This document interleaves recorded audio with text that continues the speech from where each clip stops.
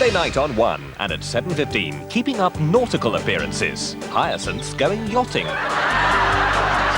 You do look the part. I think one has a duty to dress for the occasion. There's romance in the house of Elliot when an attraction begins to grow. You're all he talks about, you know, whenever we meet. I can't stop thinking about him. Is it my fault that I can't stop thinking about him? At 8:40, Sharon's got plans to change the cafe. I just want something classy but cheap. A bit like you do.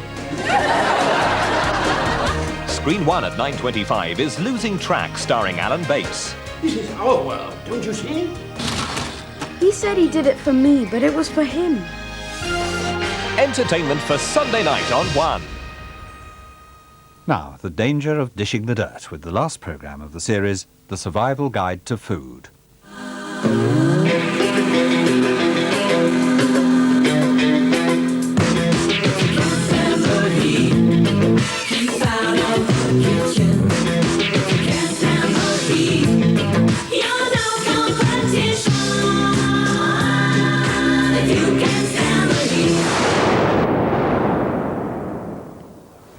There you are, me old china. Some people will do anything to get out of washing up. Well, if you're one of those who finds doing the dishes completely poisonous, then this programme's for you. It's all about the germs that lurk in our food and in our kitchens and really make us ill. I think I'll leave the pots till later. How about a takeaway? Recent research shows that the favourite pastime of the British is to put their feet up with a good video and a takeaway meal. But sometimes it's the food that makes your flesh creep more than the film. And surprisingly, it's the rice which may not be so nice. Where better to sort out the problem with rice than the place named as the best ethnic restaurant in the United Kingdom?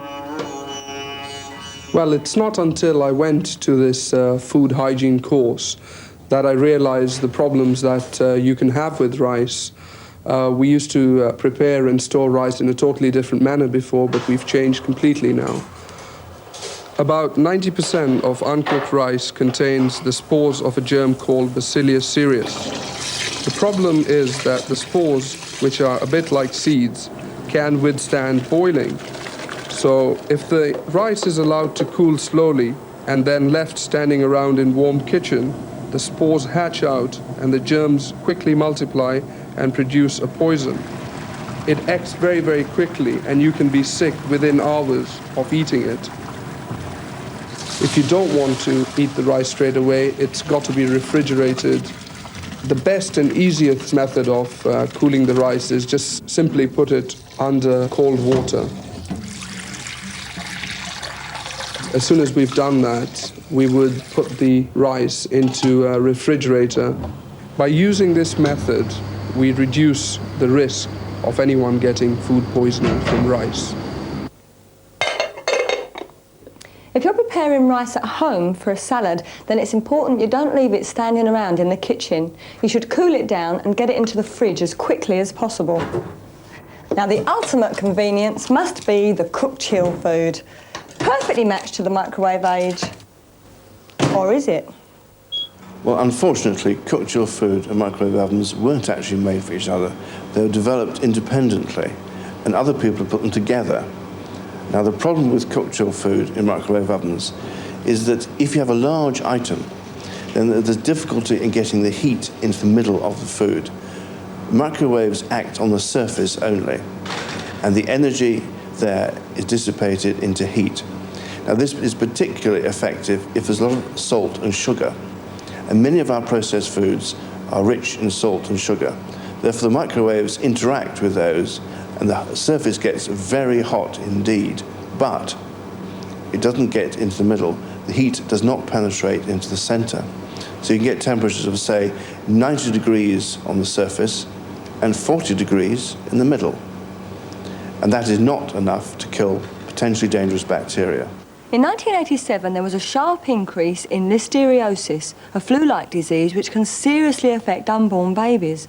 Listeria is widespread in the environment and can easily get into food. Cooked chill meals were suspected as one source. The problem with cooked chill food is that a large number of bacteria, including Listeria, can grow at cold temperatures, not frozen, it's temperatures just above freezing point. And Listeria has these two attributes that make it dangerous. First, it is fairly heat resistant, so the first cooking may not destroy it. And secondly, it wakes up and starts growing under cold conditions. So it's the combination of those two causes the problem. In the cook-chill process, large amounts of food are prepared, shared into individual portions, and then quickly chilled to a temperature below 3 Celsius.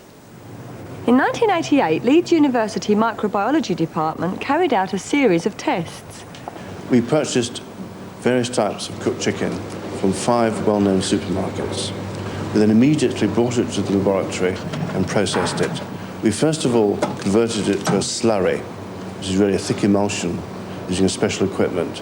We then took this slurry and diluted it, and then put various samples onto the surface of nutrient agar plates. These are gels that enable us to count exactly the number of bacteria which are present, including how many Listeria are present. We found in 1988, out of 102 samples of cooked chicken, 27 contained Listeria monocytogenes. That's just over a quarter. Now, you've just repeated that experiment for us. What did you find? Well, we found that of these 23 cooked and chilled samples of chicken, that just one had significant, and quite high numbers actually, of Listeria monocytogenes. That's 1 out of 23. So there is an improvement.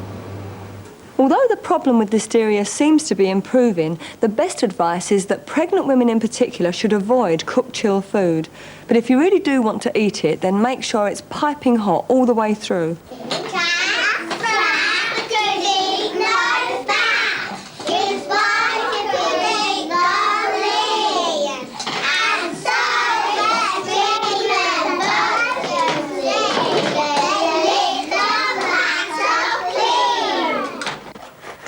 Well, Jack Spratt and his wife certainly had the right idea. Whether you lick the plates, rub them with sand or use soapy water, the main thing with washing up is to get rid of the remains of any food. Because without food, germs just starve to death. But there's one place in the kitchen which is a perfect holiday home for germs, providing good food, lovely warm, damp conditions, nice and cosy, snug as a bug in a rug. But it's not a rug, it's a dishcloth, although it might as well be a floor cloth. Every surface I touch with this will soon be swarming with germs. Yuck. Out, damp cloth! Out, I say!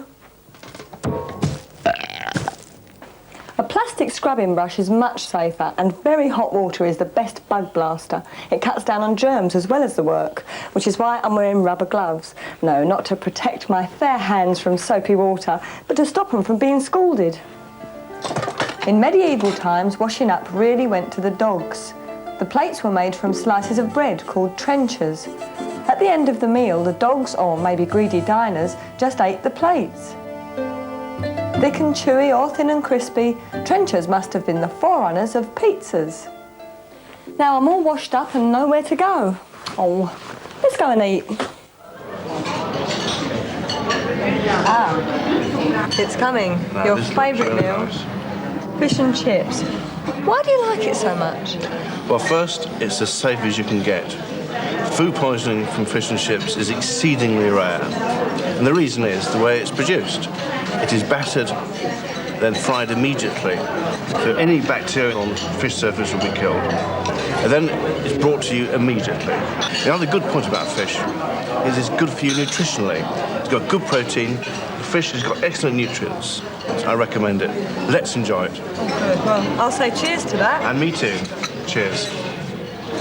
Some little bug is gonna find you someday. Some little bug will creep behind you someday. And then he's gonna send for all of his bug friends and all your earthly troubles there. Some little bug is gonna find you someday. Now, if you'll excuse me, I'm going to run down and get some deep-fried fish and chips. See ya.